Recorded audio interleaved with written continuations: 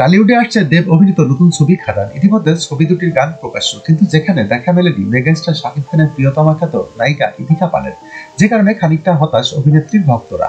অথচ খাদান এ দেব ইদিকার রোমান্স দেখতে মুখিয়ে রয়েছে সবাই। এরই মধ্যে বুধবার ইদিকার সঙ্গে আলাপ করিয়ে দিলেন দেব।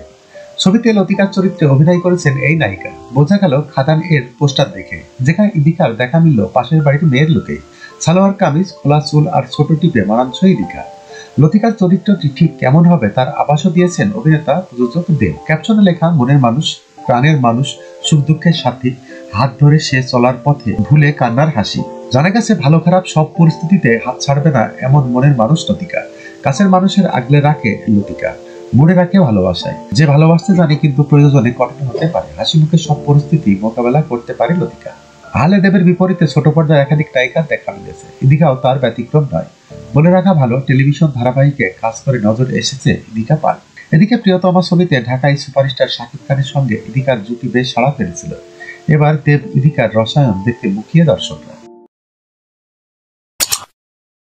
যখনকার খবর তখনই দেখতে চোখ রাখুন সুন 24 টিভিতে।